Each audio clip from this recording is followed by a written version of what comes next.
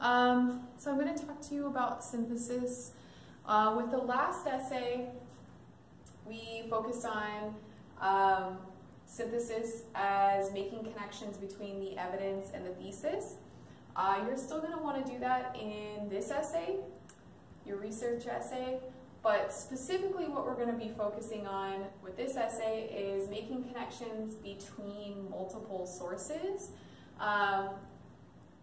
So you're going to be pulling information from a variety of places, websites, articles, data, all kinds of places. And you're going to put them together in your essay. And you need to make sure that it's clear how all this information relates to each other, okay? And then also how it relates to your thesis. So let's talk about that a little bit more specifically. So again, with this essay, you're going to use information from multiple sources, and that's going to take place in a single body paragraph.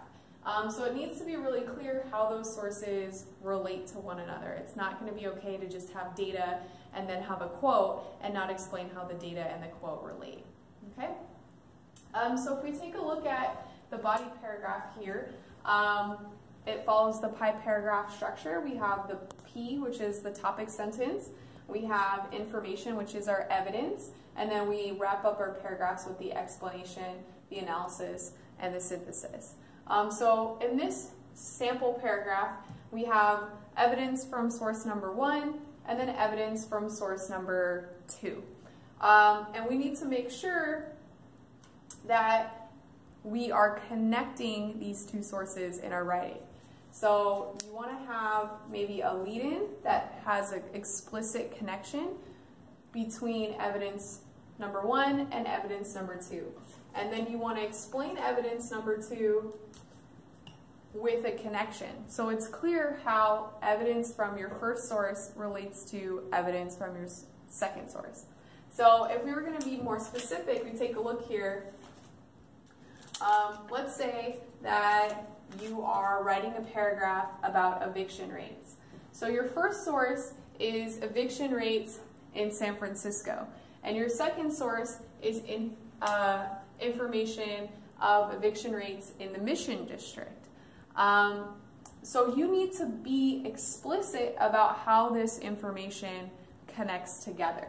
So you would provide some connection between the two examples and then wrap up the examples with, again, another connection. So you might say something like, oops, eviction rates in San Francisco are really high, but when you compare them to eviction rates in the Mission District, we see that gentrification is happening more rapidly in the Mission because eviction rates are higher than all of San Francisco.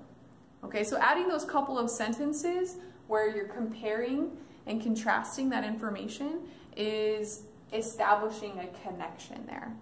Okay, and so you want to have the connection in each of your body paragraphs when you use multiple sources. So it makes sense why you chose those sources and how those sources relate to one another. We're going to practice this in the next couple of weeks, so you're going to be ready for your essay. If you have questions about this, let me know. Thank you.